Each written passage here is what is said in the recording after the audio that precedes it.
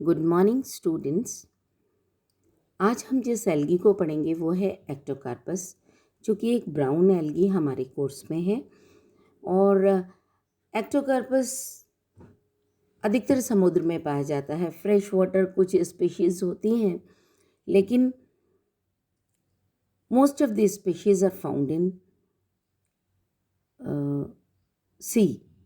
और समुद्र के अंदर जो अधिवेलांचली भाग होता है ना, लिटोरल भाग। सुप्रालिटोरल भाग मतलब जहाँ पर टाइड्स, जो ज्वार आते हैं, उनका जल नहीं पहुँच पाता, उस जगह पर ये पाया जाता है।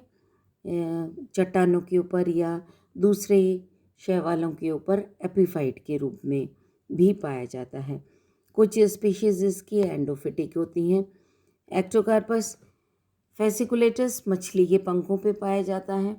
और मिश्रा ने 1966 में ये बताया कि भारत में इसकी लगभग 16 स्पीशीज़ होती हैं, जिनमें से Ectocarpus arabicus, Ectocarpus coniferus, Ectocarpus indicus, Ectocarpus कोनिजर, एक्टोकार्पस फिलीफर, ये कुछ स्पीशीज़ हैं जो कि भारतीय तटों पर, समुद्री तटों पर उगती हैं। अब हम इनकी सिस्टमेटिक पोजीशन अगर देखें तो इनकी क्लास फियोफाइसी है, ऑर्डर एक्टोकार्पेल्स है, फैमिली एक्टोकार्पेसी है, जीनस इज एक्टोकार्पस, और बहुत सारी इसकी स्पीशीज़ पाई जाती हैं। इसका अगर हम स्ट्रक्चर देखें तो इसके अंदर प्रोस्टेट और इरेक्ट दो सिस्टम्स होते हैं, और ये ब्रांच्ड होता है। और इसके अंदर दो तरह की स्पोरेंजिया पाई जाती हैं, यूनिलोकुलर और प्लूरिलोकुलर स्पोरेंजिया। एक्टोकार्पस एक्चुअली एक ग्रीक दो वर्ड्स हैं। एक्टोज का मतलब होता है एक्सटर्नल या बाह्य, और कार्पोज का मतलब होता है फ्रूट। तो ऐसे ही एल्गी जिसके अंदर फ्रूटिंग बॉडीज जो हैं वो बाहर होती हैं, they are not present in the inside the thallus, वो बाहर लगी हुई होती हैं, इसलिए इसका नाम एक्टोकार्पस डाल दिया गया। अब हम अक्रेंस के बारे में डिस्कस कर चुके हैं। स्ट्रक्चर ऑफ द थैलस, इसकी प्लांट बॉडी थैलस कैसा होता है। थैलस जो है वो हैप्लॉइड भी हो सकता है और डिप्लॉइड भी हो सकता है, द्विगुणित भी हो सकता है और अगुणित भी हो सकता है। दोनों तरह के थैलाई पाए जाते हैं और दोनों मॉर्फोलॉजिकली सिमिलर होते हैं। Both the types are morphologically alike, वो देखने में बिल्कुल एक से लगते हैं। यूनिसिरेट फिलामेंट्स होते हैं, ब्रांच्ड यूनिसिरेट फिलामेंट्स होते हैं। और हेट्रोट्राइकस हैबिट ये बताता है, यानी कि उसमें प्रोस्ट्रेट और प्रोजेक्टिंग सिस्टम होता है। एक नीचे की तरफ ग्रो करता है, नीचे की तरफ माने जो कि भूमि के समानांतर रन करता है, और एक ऊपर वाला हिस्सा होता है जिसके अंदर स्पोरेंजिया लगी होती है।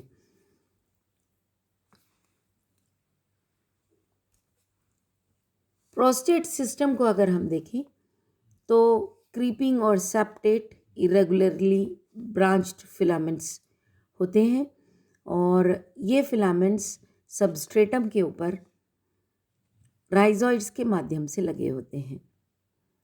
और यही वो सिस्टम है जो कि होस्ट की टिश्यू के अंदर एपिफिटिक कंडीशन के में अधिपादप वाली जो अवस्था है, उसमें जिस भी होस्ट पे वो लगा हुआ है उसकी जो सेल्स हैं या उसका टिश्यू है उसको पेनिट्रेट कर देते हैं, उसमें चले जाते हैं, और वहाँ से वो न्यूट्रिएंट्स भी लेते हैं, और वहाँ पर उन पर वो चिपक भी जाते हैं।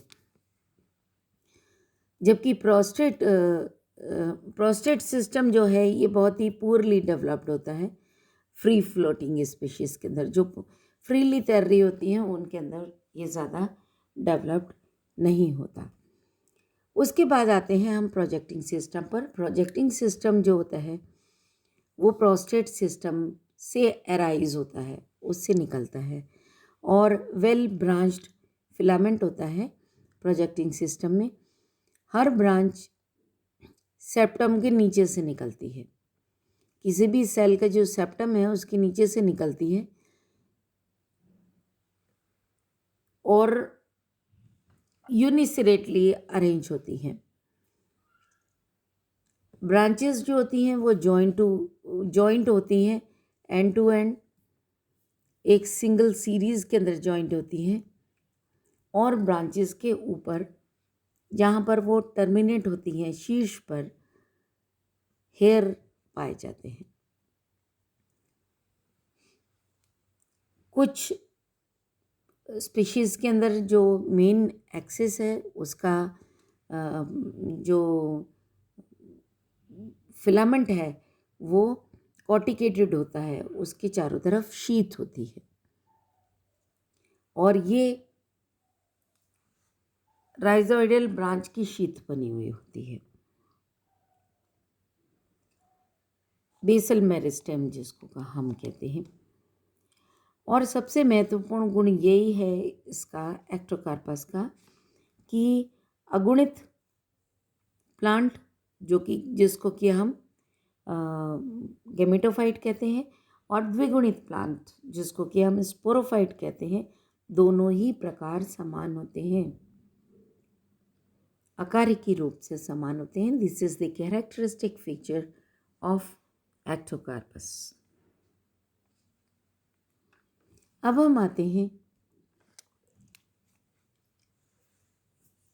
ये आप देख सकते हैं, ये इरेक्ट सिस्टम, इस पे ये तो छोटी छोटी यूनिलोकुलर स्पोरेंजिया लगी हैं, और लगभग 100 μm की बड़ी स्पोरेंजिया लगी हैं, प्लूरिलोकुलर स्पोरेंजिया।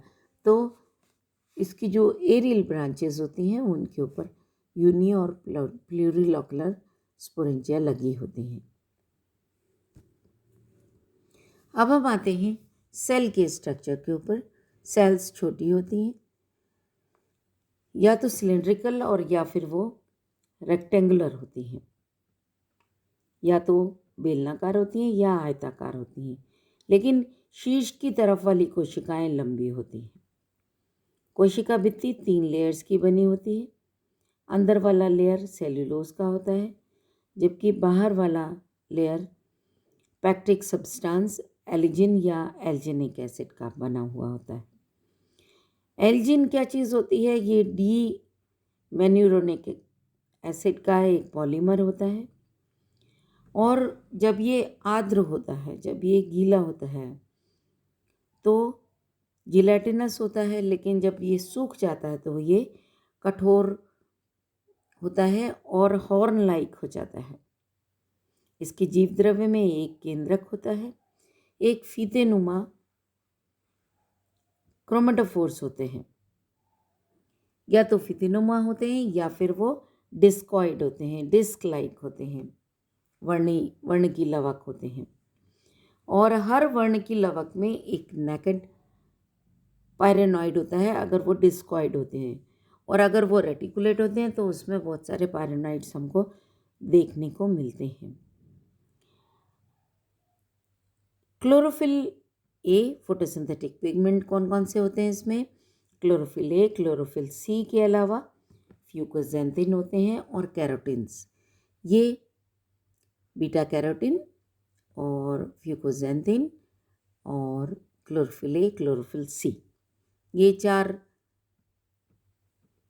मेनली फोटोसिंथेटिक पिगमेंट्स पाए जाते हैं। रही बात रिजर्व फूड मटेरियल की, तो रिजर्व फूड मटेरियल मैनिटॉल और लेमिनेरिन होता है। So this is about the structure of the cell. Growth की बात करें हम तो प्रोजेक्टिंग सिस्टम की जो ग्रोथ होती है वो इंटरकैलरी होती है। इंटरकैलरी सिस्टम हर हेयर के बेस पे हेयर कहाँ होता है? ऊपर, टिप पर। तो टिप के बेस पे इंटरकैलरी सिस्टम होता है और उसमें सेल डिवीजन होता है और उससे ग्रोथ होती है। तो ऐसे ग्रोथ को हम ट्राइकोथैलिक मेरिस्टेम कहते हैं, ऐसी मेरिस्टेम को, जो कि इंटरकैलरी पोजीशन में होती है। टर्मिनल हेयर की लेंथ को ये इंक्रीज कर देती है और वेजिटेटिव सेल्स को की लंबाई बढ़ा देती हैं और ब्रांचिंग करती है। और ऐसी ग्रोथ को हम ट्राइकोथैलिक ग्रोथ कहते हैं। अब हम बात करते हैं रिप्रोडक्शन की। एसेक्सुअल और असेक्सुअल दो तरह का रिप्रोडक्शन होता है। एसेक्सुअल रिप्रोडक्शन के अंदर बाइफ्लैजिलेट ज़ूस्पोर्स बनते हैं। अब ये जो ज़ूस्पोर्स होते हैं स्पोरोफाइट पे भी बन सकते हैं। ये ज़ूस्पोर्स हमेशा यूनिलोकुलर स्पोरेंजिया में बनते हैं। द्विगुणित या स्पोरोफिटिक प्लांट, जिसको कि हम एसेक्सुअल प्लांट भी कहते हैं, अलैंगिक विधि द्वारा जनन करता है। यानी कि जब स्पोरोफाइट बनना होता है तो उसके अंदर एसेक्सुअल रिप्रोडक्शन होता है। अब पादप पे दो तरह की बीजाणुधानियाँ पाई जाती हैं।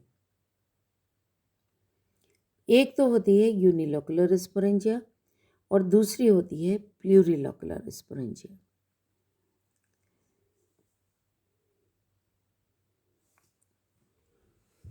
यूनिलोकुलर स्पोरेंजिया के अंदर रिप्रोडक्शन कैसे होता है? स्पोरोफिटिक प्लांट की छोटी लेटरल ब्रांचलेट्स, छोटी पार्श्व शाखाओं की जो एपिकल सेल से उत्पन्न होती हैं ये, और अग्रस्त कोशिका आकार में बड़ी होती चली जाती है। और इसके साथ ही इसका जो द्विगुणित केंद्रक है, क्योंकि ये किस पे लगी है? स्पोरोफाइट पे लगी है। द्विगुणित केंद्रक पहला अर्धसूत्री विभाजन करता है और उसके बाद कई सारे समसूत्री विभाजन होते हैं, जिसके परिणाम स्वरूप 32 से 64 हैप्लॉइड केंद्रक बन जाते हैं। और जब 32 से 64 केंद्रक बन गए तो उनके चारों तरफ जीव द्रव्य इकट्ठा हो जाता है। वर्ण की लवक या फोटोसिंथेटिक पिगमेंट इकट्ठे हो जाते हैं। उसके चारों तरफ एक भित्ति बन जाती है और केंद्रक ये जो केंद्रक थे ये अब स्पोर्स में परिवर्तित हो जाते हैं और इस तरीके से एक केंद्र की खंड से नाशपाती के आकार का हैप्लॉइड बाइफ्लैजिलेट ज़ूस्पोर बन जाता है। इस बाइफ्लैजिलेट ज़ूस्पोर के अंदर दोनों कशाभिकाएं लेटरल पोजीशन में होती हैं। एंटीरियरली डायरेक्टेड कशाभिकाएं लंबी और पेंटोनिमेटिक होती हैं, जिनमें हेयर पाए जाते हैं, जबकि जो पीछे वाली कोशिका है वो टिंसल टाइप होती है या वो विप्लिश टाइप होती है, या फिर उसको हम एक्रोनिमेटिक टाइप की फ्लैजिलम कहते हैं, जो कि चिकनी होती है, जिसमें हेयर नहीं पाए जाते। और जो चल बीजाणु होते हैं वो बीजाणुधानी से छोटे छोटे छिद्र होते हैं, उनसे बाहर निकल आते हैं, कुछ समय तक पानी में तैरते हैं और जब ये चल बीजाणु किसी सबस्ट्रेटम पर गिरते हैं तो इनकी कशाभिकाएं हट जाती हैं, अपने चारों ओर एक झिल्ली बना लेते हैं, भित्ति स्रावित कर लेते हैं और इसके बाद अंकुरित होकर के ये क्या बनाते हैं? They form gametophyte. तो यूनिलोकुलर स्पोरेंजिया के अंदर हमेशा अर्धसूत्री विभाजन होता है और क्या बनता है? गैमेटोफाइट बनता है।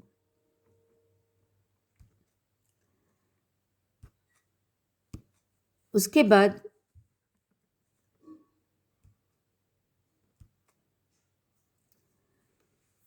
इनको हम क्या कहेंगे? ये जो ज़ूस्पोर्स हैं इनको हम कहेंगे meiozoospores because these are formed after the meiosis.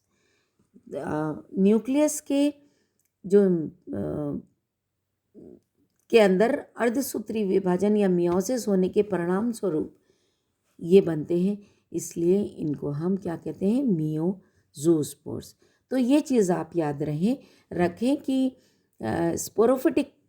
Sporophyte के ऊपर यूनिलोकुलर स्पोरेंजियम बनी, और यूनिलोकुलर स्पोरेंजियम जो कि भले ही छोटी होती है, एक ही चैम्बर होता है, लेकिन इसके अंदर मियोसिस होता है, अर्धसूत्री विभाजन होता है, and it gives rise to miozospores which later on form the gametophyte। ये आप इसका डेवलपमेंट देख लें, जो मैंने आपको एक्सप्लेन किया, आपको बताया। एक साइड की ब्रांच की एपिकल सेल छोटी सी होती है जो कि बड़ी हो जाती है, उसमें एक स्टॉक बन जाता है, ये आकार में बड़ी होती रहती है, और उसका जो केंद्रक है, एक केंद्रक था जो डिवाइड हुआ। This is one nucleus, ये केंद्रक है, ये केंद्रक विभाजित हो रहा है, यहाँ पे कई सारे केंद्रक बन गए इसके अंदर। हर एक केंद्रक के चारों तरफ एक साइटोप्लाज्म इकट्ठा हो गया, और फोटोसिंथेटिक पिगमेंट इकट्ठा हो गया, एक वॉल बन गई, और बहुत सारे जूस्पोर्स बन गए। अब अगर आप इन जूस्पोर्स को देखें तो ये पियर शेप्ड जूस्पोर्स हैं, ऊपर वाला पेंटोनिमेटिक, नीचे वाला एक्रोनिमेटिक टाइप का जूस्पोर जो कि चिकना पतला है, ऊपर वाले में रोम है। उसके बाद कुछ समय तक तैरने के बाद वो सेटल हुआ, सेटल होने के बाद इसने अपने चारों तरफ एक वॉल बना ली। It is germinated and forms the which system, the prostrate system इसने बनाया, और प्रोस्टेट सिस्टम की किसी भी सेल से ऊपर वाला सिस्टम, ये इरेक्ट सिस्टम या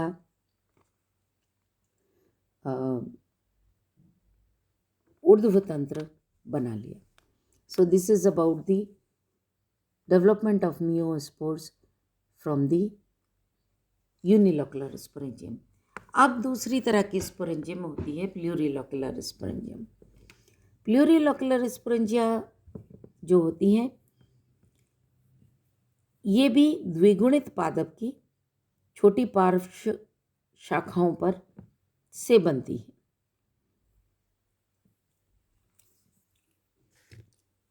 शीर्षस्थ कोशिका बड़ी हो जाती है, शंकु के आकार की हो जाती है, कोन लाइक हो जाती है, और इसमें कई सारे ट्रांसवर्स और लॉन्गिट्यूडनल डिविजन्स होते हैं। देखिए, यूनिलोकुलर में कोई विभाजन नहीं हुआ था, उसका केंद्रक ही विभाजित हुआ था, लेकिन यहाँ क्या होता है, इसमें बहुत सारे चैम्बर्स बन जाते हैं, कई सारे अनुप्रस्थ और अनुदैर्ध्य या उदग्र विभाजनों से कई छोटी छोटी कोशिकाएं बन जाती हैं, जो कि टायर्स में, सोपानों में विन्यासित होती हैं। और इसके अंदर जो विभाजन होता है, प्रत्येक कोशिका में जो विभाजन होता है, वो समसूत्री प्रकार का होता है, अर्धसूत्री नहीं होता है। तो प्लूरिलोकुलर स्पोरेंजिया के अंदर समसूत्री विभाजन होता है। इसलिए अगर ये स्पोरोफाइट पे बन रही है, तो इससे बनने वाले जो स्पोर्स हैं वो कैसे होंगे, 2n होंगे, बिकॉज स्पोरोफाइट इज 2n। कोई क्रोमोसोम्स की नंबर आधे नहीं हो रहे हैं इसके अंदर, उतने के उतने क्रोमोसोम्स रह रहे हैं, तो ये 2n होगी। इस तरीके से हर एक कोष्ठ से जो स्पोर बनते हैं वो छोटे होते हैं, द्विकशाभिक होते हैं, द्विगुणित होते हैं, और जूस्पोर्स होते हैं। और इन स्पोर्स को हम क्या कहेंगे, mitospores, because these spores are formed as a result of mitosis. जबकि यूनिलोकुलर वाले जो स्पोर्स थे उनको हम मियोजूस्पोर्स कहते थे, इनको हम माइटोजूस्पोर्स कहेंगे। और इनका एक और नाम है neutral spores, because they don't play any part in sexual reproduction. They are only formed for multiplication of the plant. Sporophyte से वापस स्पोरोफाइट जब बनना हो तब स्पोरोफाइट के ऊपर प्लूरल स्पोरेंजियम बनेगी और उससे माइटोस्पोर्स बनेंगे। बंद करो, बंद करो, बंद कर। उस पर माइटोस्पोर्स बनेंगे और ये माइटोस्पोर्स जो होते हैं ये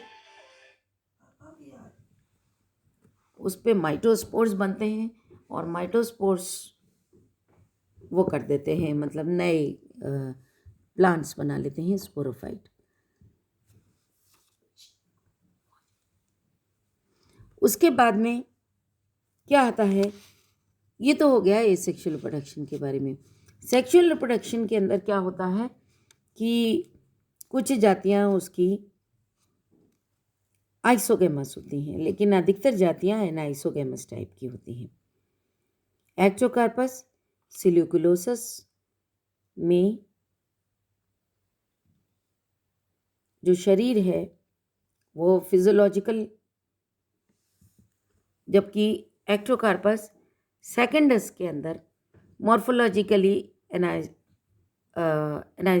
ये असमयुग्मता दिखाता है या एनाइसोगैमस होता है। लैंगिक जनन अगुणित पादपों द्वारा संपन्न होते हैं। सेक्सुअल रिप्रोडक्शन में हैप्लॉइड प्लांट्स जो होते हैं वो भाग लेते हैं। पादप अधिकतर कैसा होता है, दोनों तरह के उभयलिंगाश्रयी होते हैं। गैमीट्स प्लूरिलॉक्युलर गैमेटेंजिया में बनते हैं। अब ये जो प्लूरिलॉक्युलर स्पोरेंजिया हैं उनके अंदर जब गैमीट्स बनते हैं तो हम उसको प्लूरिलॉक्युलर गैमेटेंजिया कहते हैं। और प्लूरिलॉक्युलर गैमेटेंजिया किस पे बनेंगी, हैप्लॉइड प्लांट पे बनेंगी। तो जो ये स्पोरोफाइट के ऊपर यूनिलोक्युलर स्पोरेंजिया थी, उन्होंने जो मियोस्पोर्स बनाए, वो इस मियोस्पोर्स जब जर्मिनेट करते हैं तो वो एक गैमेटोफाइट बना लेते हैं। उस गैमेटोफाइट के ऊपर प्लूरिलॉक्युलर स्पोरेंजिया बनती हैं और ये प्लूरिलॉक्युलर स्पोरेंजिया जर्मिनेट करती हैं और पौधा बना लेती हैं। प्लूरिलॉक्युलर और ये जो प्लूरिलॉक्युलर स्पोरेंजिया, अब इनको हम गैमेटेंजिया कहते हैं because they form the gametes. Plurilocular gametangia छोटी और पार्श्व शाखाओं पे उगती हैं और मल्टी चैम्बर्ड प्लूरिलॉक्युलर गैमेटेंजिया की तरह से परिवर्तित होती हैं, जैसे कि स्पोरेंजिया बनती थी। और इनसे बाइफ्लैजिलेट गैमीट्स की उत्पत्ति होती है और एक चैम्बर से, प्लूरिलॉक्युलर स्पोरेंजियम के हर चैम्बर से एक गैमीट का निर्माण होता है। गैमीट्स छोटे होते हैं, एक केंद्र की होते हैं और वैसे ही दो फ्लैजिली साइड में लगी हुई होती हैं, जैसे कि ज़ूस्पोर्स के अंदर लगती थी। आगे वाली जो है वो टिंसल टाइप होती है, पीछे वाली विप्लेश टाइप की होती है। अब इनका संलयन कैसे होता है, ये एक्टोकार्पस की जो आइसोगेमस स्पीशीज होती हैं,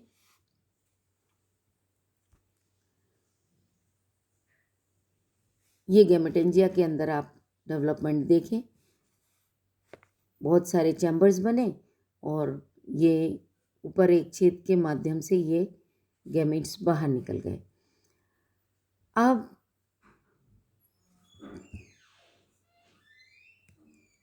एक्टोकार्पस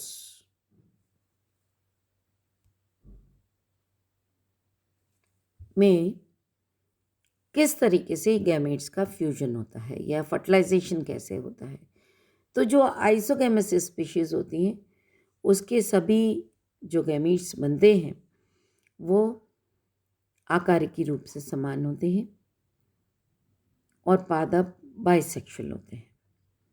लेकिन फर्टिलाइजेशन की दृष्टि से देखा जाए तो हेट्रोथैलिक स्पीशीज जो होती हैं उनके अंदर फर्टिलाइजेशन होता है और दो अलग अलग पौधों पर बने हुए गैमीट्स का संलयन होता है। गैमीट्स टिप से फ्यूज करते हैं अगर दो गैमेट्स का फ्यूजन हो रहा है तो मेल और फीमेल गैमेट्स, उनके जो फ्लैजिली हैं वो आपस में फ्लैजिली वाली साइड से वो एक दूसरे से के कांटेक्ट में आते हैं।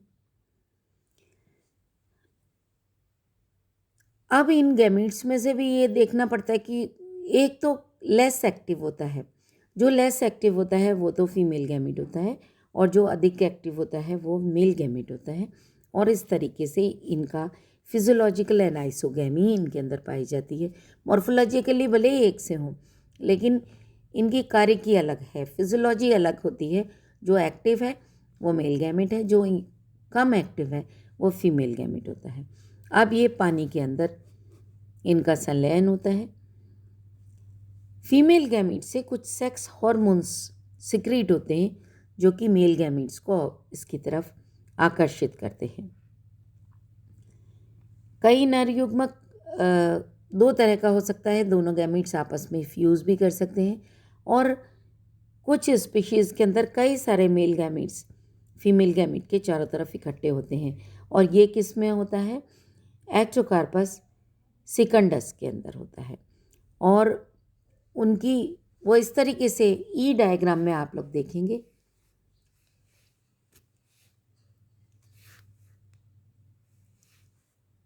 अग्र कशाभिकाएं जो हैं उनसे वो अटैच हो जाते हैं। कई सारे गैमेट्स आगे वाली कशाभिकाओं से फीमेल गैमेट पे चिपक जाते हैं, लेकिन उनमें से एक ही स्त्री युग्मक से संलयित हो पाता है और जाइगोस्पोर बना लेता है। क्या बना लेता है? जाइगोस्पोर, क्योंकि वो जाइगोट बनता है, दैट इज़ उसके अंदर प्लाज्मोगैमी और कैरियोगैमी दोनों होती है। अब जब अनुकूल परिस्थितियाँ आती हैं तो ये जाइगोस्पोर जर्मिनेट होता है और स्पोरोफाइट को जन्म देता है। तो इस जाइगोट में मियोसिस नहीं हुआ। क्यों? क्योंकि इसको स्पोरोफाइट को जन्म देना था। मियोसिस कहाँ होता है? यूनिलोकुलर स्पोरेंजियम में। क्यों? क्योंकि उसको गैमेटोफाइट को जन्म देना है। तो इस तरीके से ये इसकी सेक्सुअल साइकिल कंप्लीट होती है। अब हम अगर डायग्रामेटिक रिप्रेजेंटेशन देखें तो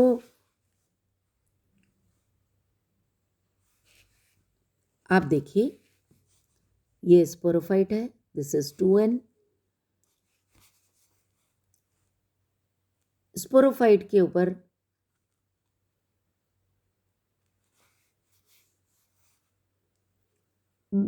अगर यूनिलोकुलर स्पोरेंजियम बनेगी तो उससे गैमेटोफाइट बनेगा, लेकिन अगर प्लूरिलोकुलर स्पोरेंजियम बन रही है तो ये 2n से ये भी 2n होगा, और ये भी 2n होगा, ये भी 2n होगा, और स्पोरोफाइट टू स्पोरोफाइट कंटिन्यूसली बनता चला जाएगा।